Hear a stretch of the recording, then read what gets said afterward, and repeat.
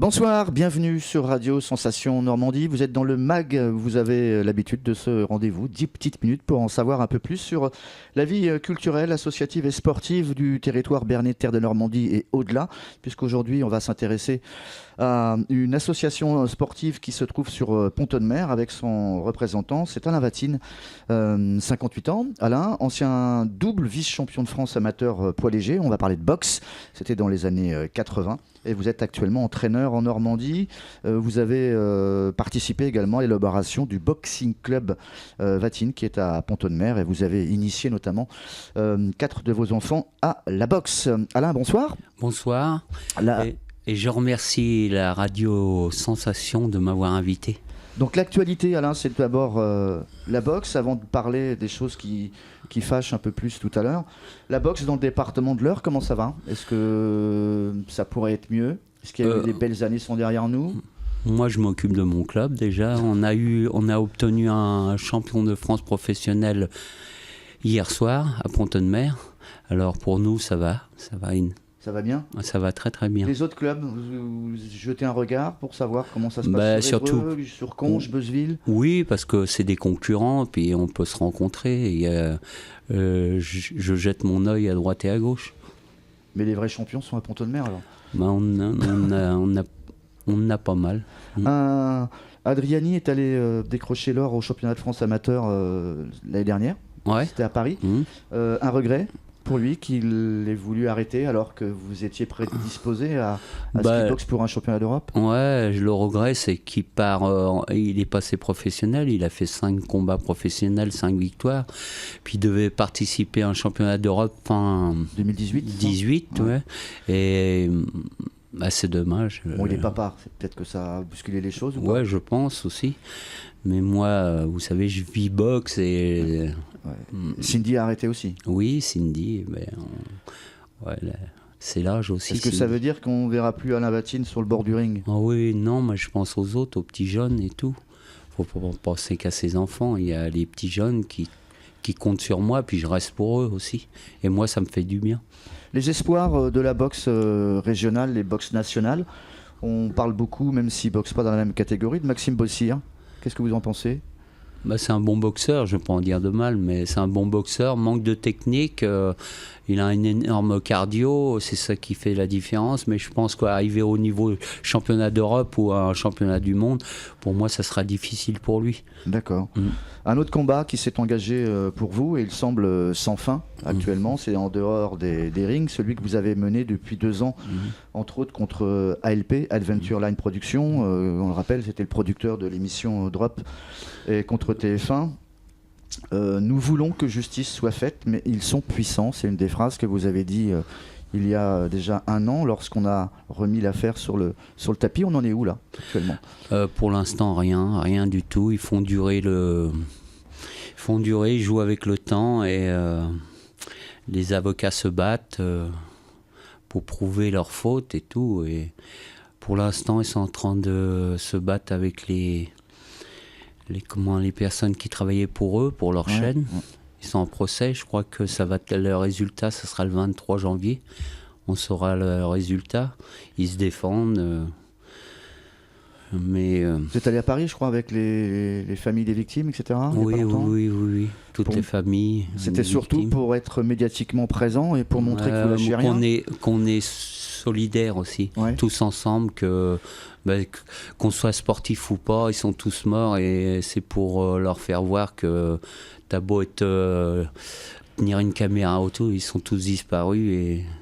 C'est compliqué, pourquoi? Parce que ça s'est passé en Argentine. Si ça s'était passé en France, ça aurait été plus simple, vous pensez? Ou ça aurait été la même chose avec Naons Polini, avec TF1? Non, c'est parce que c'est une chaîne puissante et on s'attaque vraiment à une... vous savez, les gens qui ont de l'argent et ceux qui n'ont pas beaucoup, ça a toujours été... Et, ils font valoir leur puissance et ils ont les super avocats, comprenez-vous que...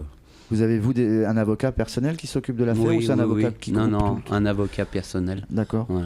Et qui vous tient au courant? Oui, il me tient au courant et ça avance tout doucement, mais pour l'instant, il n'y a rien. S'il y a un procès, ça va se passer où? Ça se passera en Argentine automatiquement? Non, je pense pas, en France. Ouais. France. En Argentine, vous y êtes allé? J'y étais une fois. Vous allez y retourner? J'y retourne au mois de fin janvier, le 28 janvier. Ouais. Ouais. Il y a quelque chose qui vous tient à cœur, notamment, c'est de retourner sur place pour les enfants? Ouais, tout à fait, pour monter un parc de jeux. Justement pour faire voir à TF1 que moi j'attends pas la fin du procès pour agir. Moi je le fais parce que ça aurait été le souhait de mon fils. Il était tellement généreux que je le fais parce que je pense que ça y aurait fait plaisir. C'est à Villa Castelli, c'est ça? À Villa Castelli, oui. Parce que c'est quoi? C'est un village qui est assez pauvre? Ouais, c'est énormément pauvre. C'est vraiment retiré de l'Argentine.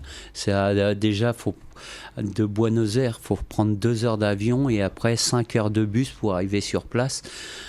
C'est vraiment des maisons, vous savez, vraiment des favelas, maisons. Ouais, exactement, mexicaines. Les gens sont pauvres et justement, je veux faire voir. Je veux pas donner d'argent parce que je sais pas, dans les communes, on sait pas. Et moi, je veux justement un parc de jeux pour les gamins pour faire voir que. Et c'est les sportifs de l'INSEP qui m'aident énormément.